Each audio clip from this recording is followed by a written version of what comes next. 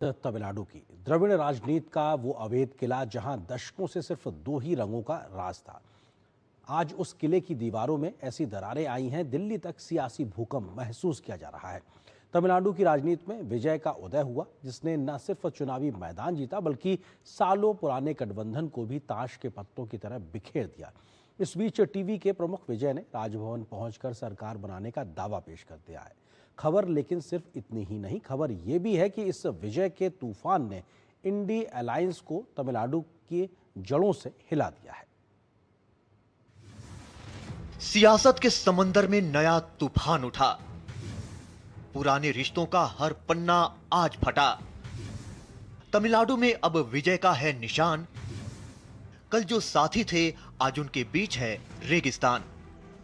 तमिलनाडु की राजनीति में आज एक नए युग का सूत्रपात हो गया है।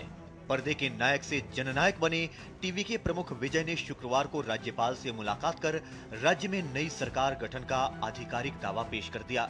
234 सदस्यीय विधानसभा में 108 सीटें जीतकर सबसे बड़ी पार्टी के रूप में उभरी टीवीके ने बहुमत के आंकड़े को छूने के लिए अपनी पूरी राजनीतिक ताकत झोंक दी। सीपीआई के राष्ट्रीय महासचिव डी राजा ने घोषणा की है कि उनकी पार्टी राज्य में एक स्थिर और धर्मनिरपेक्ष सरकार के लिए टीवीके को समर्थन देगी। पार्टी ने अपना आधिकारिक समर्थन पत्र भी जारी कर दिया है। वहीं सीपीआई-एम ने भी राज्यपाल को अपना समर्थन पत्र सौंप दिया है। हालांकि पार्टी ने स्पष्ट किया है कि वो सरकार को बाहर से समर्थन देगी और कैबिनेट का हिस्सा नहीं बनेगी।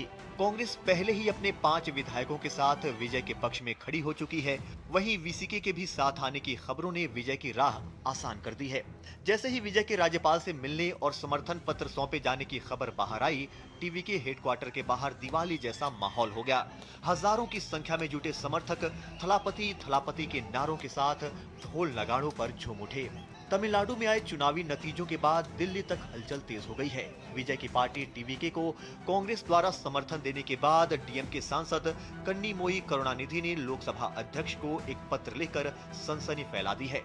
कन्नीमोई ने अनुरोध किया है कि सदन में डीएमके सांसदों के बैठने की व्यवस्था बदली जाए। वजह साफ है, द्रमुक और कांग्रेस का गठबंधन अब अतीत की बात हो गई है। पत्र में स्पष्ट लिखा है कि बदली हुई राजनीतिक परिस्थितियों में कांग्रेस के साथ बैठना अब संभव नहीं है। ये सिर्फ सीट बदलने का अनुरोध नहीं, बल्कि इंडी कुनबे के बिखरने का आधिकारिक ऐलान भी है। टीवीके के साथ कांग्रेस का हाथ पार्टी के कुछ नेताओं को भी रास नहीं आ रहा।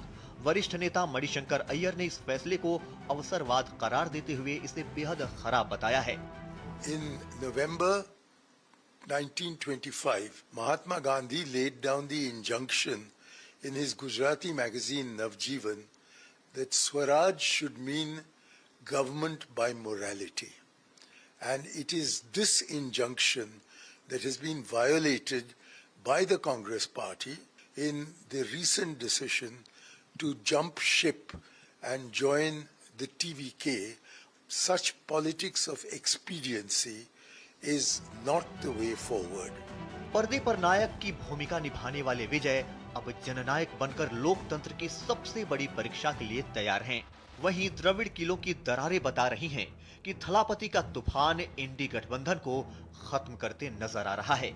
चेन्नई से निशांत राय के साथ ब्यूरो रिपोर्ट, डीडी न्यूज।